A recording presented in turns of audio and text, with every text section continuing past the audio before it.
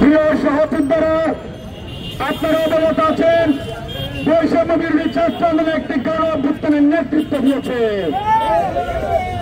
বৈষম্য বিরোধী ছাত্র আন্দোলন সর্বদা সন্ত্রাস, চাঁদাবাজ, দুর্নীতির বিরুদ্ধে এবং বিপ্লব রক্ষায় কাজ করে যাবে। আমরা দেখতে পেয়েছি আজকে বঙ্গবাজারে আমাদের ঢাকা বিশ্ববিদ্যালয়ের মেধাবী শিক্ষার্থী এবং সাংবাদিক সমিতির সভাপতি আলফাটি ভুইয়া সহ অনেকের উপর বর্বর হামলা করেছে সন্ত্রাসীরা।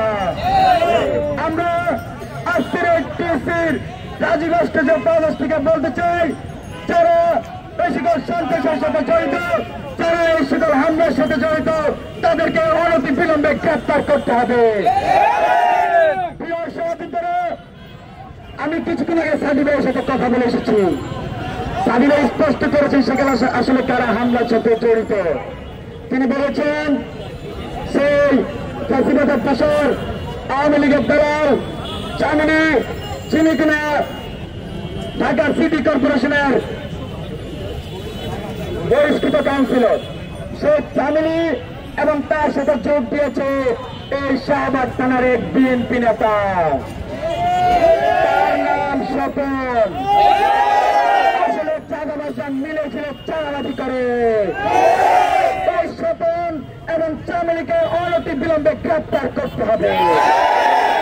বৈষম্য বিরোধী ছাত্র আন্দোলন আপনারা দেখেছেন শেখের বিরুদ্ধে রক্ত দিয়েছে, আর এসব চাঁদাবাজকে রুখে দিতে আমাদের বিন্দুমাত্র সময় লাগবে না। আজকে এই মঞ্চ থেকে দুটি দাবি স্পষ্ট করতে চাই। এক নম্বরে, যারা আজকের ন্যাক্কারজনক হামলার সাথে জড়িত ছিল তাদেরকে অনতি বিলম্বে গ্রেপ্তার করতে হবে।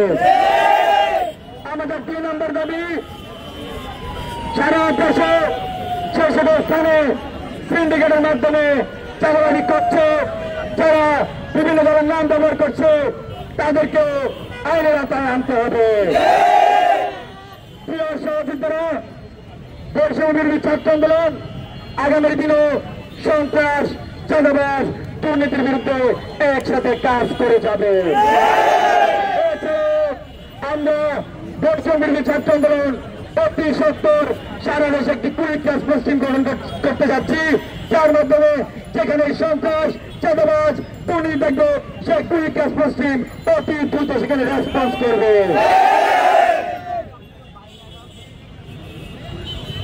ধন্যবাদ।